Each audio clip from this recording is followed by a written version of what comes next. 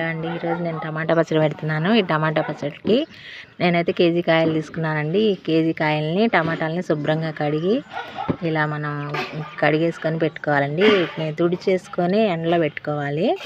కాయలు ఈ కలర్లో ఉండాలండి. చూడండి ఎంత బాగున్నాయో, ఫ్రెష్గా ఉన్నాయి. గట్టిగా ఉండాలి, ఎర్రగా ఉండాలి కాయలు. ఈ టైప్లో ఉంటే కలర్ బాగుంటుంది, పచ్చడి కూడా నిల్వ ఉంటుంది. ఇలా అన్నీ కడిగేసి పెట్టుకొని ఇలా తుడిచి పెట్టుకోవాలండి శుభ్రంగా.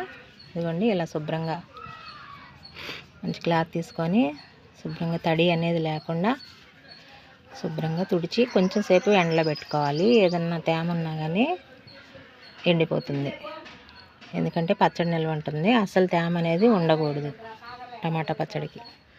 వీటిని ఇలా తుడిచి పెట్టుకున్నాక ఎండలో కొంచెం సేపు పెట్టుకోవాలండి. తేమ అంతా చల్లారిపోతుంది శుభ్రంగా. ఇవ్వండి, ఆరిపోయిన కాయల్ని ఇలా ముక్కలుగా కట్ చేసుకోవాలి. ముక్కలు అయితే ఇలా కోసుకోవాలి. ఈ సైజులో సరిపోతున్నాయండి. ఇలా కోసేసుకొని ఇలా డబ్బాలో వేసుకోవాలి. డబ్బా కానీ జాడీ అయినా సీసా కానీ ఏదైనా పర్వాలేదండి. నేనైతే డబ్బాలో స్టోర్ చేస్తున్నాను. ఇలా ఉప్పు వేసుకోవాలండి. ఉప్పు కొలత మీకు తర్వాత చూపిస్తాను వేసేటప్పుడు. ఇదిగోండి, ముక్కలు ఇలా కోసుకొని డబ్బాలో వేసుకున్నాం కదా. ఇప్పుడు ఈ ఉప్పు నేను మిక్సీలో వేసానండి, కరిగిపోద్దని. పావు కేజీ తీసుకోవాలండి. నేనైతే పావు కేజీ తీసుకున్నాను ఉప్పు, కల్లుప్పు. కేజీకి పావు కేజీ అంటే అరచోళ్ళు వస్తుంది. ఇది ఇలా వేసేసుకోవాలి. ఈ ముక్కల్లో వేసేసుకొని ఇలా కుదించుకొని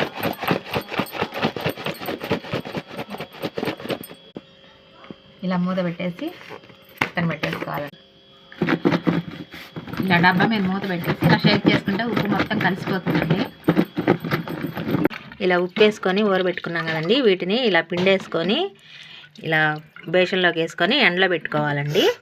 ఈ రసం ఉంటుంది కదా, దీంట్లో చింతపండు పెట్టుకోవాలి. ఇదిగోండి, ఈ చింతపండుని ఇది 200 గ్రాములండి.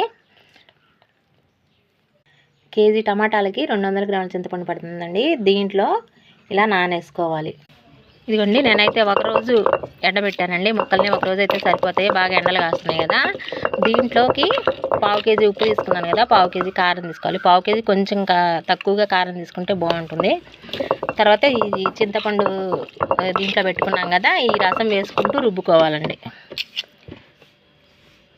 ఇలా కారం పోసేసి రుబ్బుకోవాలండి. మధ్య మధ్యలో రసం వేసుకుంటూ రుబ్బుకోవాలి. పచ్చడి అంతా నలిపోయిందండి. ఇప్పుడు వెల్లుల్లిపాయ మెంతుకోండి, ఆ పిండి వేసుకొని రుబ్బేసుకోండి. పచ్చడి రెడీ అయిపోయిందండి. మెదిపోయింది. ఈ డబ్బాలో తీసేసుకోవాలి. ఆయిల్ రాసేసుకొని ఈ డబ్బాకి తీసేసుకోవాలి. ఇవన్నీ పచ్చడి ఎప్పుడు కావాలంటే మనకి అప్పుడు తాలింపు పెట్టేసుకొని తినేసేయచ్చండి. చాలా బాగుంటుంది టమాటా పచ్చడి. మీరు ఒకసారి ట్రై చేసి ఎలా ఉందో నాకు కామెంట్ చేయండి. వీడియో నచ్చితే సబ్స్క్రైబ్ చేసుకోండి.